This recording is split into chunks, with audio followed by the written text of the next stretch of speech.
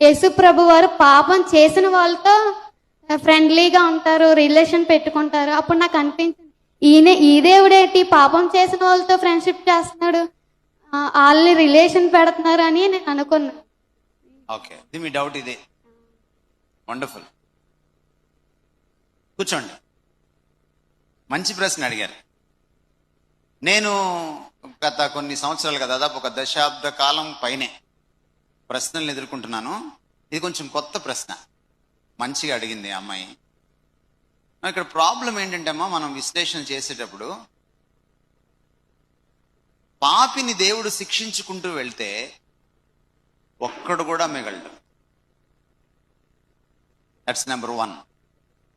ఎందుకంటే ఒక్క మహాత్ముడు కూడా పాపి కానోళ్ళు లేడు.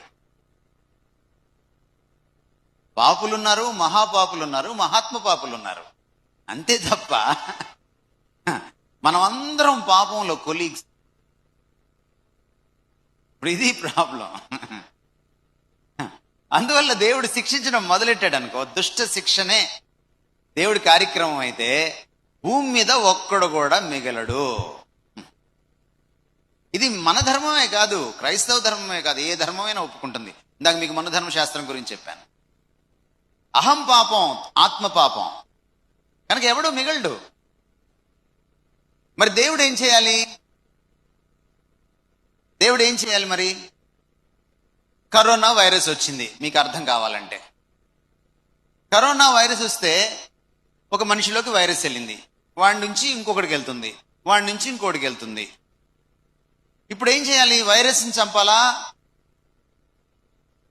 వైరస్ వచ్చినోడిని చంపాలా?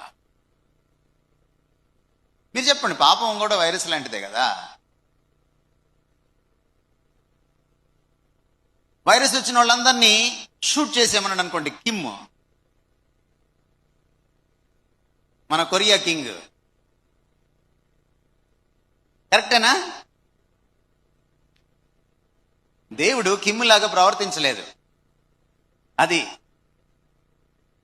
అందుకని ఆయన ఏం చేశాడంటే, ఇప్పుడు డాక్టర్ గారు ఏం చేస్తారు? కరోనా వైరస్ వచ్చిన దగ్గరికి వస్తాడా, దగ్గర రాడా? ఆన్లైన్ ట్రీట్మెంట్ ఇస్తాడా? రావాలి, పట్టుకోవాలి. డాక్టర్ గారికి రిస్క్ ఉంటుంది, అయినా వచ్చి డాక్టర్ గారు సేవ చేయాలి. అప్పుడే కదా ఆయన్ని మనుషులు బా దేవుడయ్యా నువ్వు అంటారు. మరి దేవుడే వచ్చి ఈ వైరస్ అంటుకున్న వాళ్ళ పక్కన కూర్చుంటే ఆయన ఎందుకు నువ్వు యాక్సెప్ట్ చేయలేకపోతున్నావు?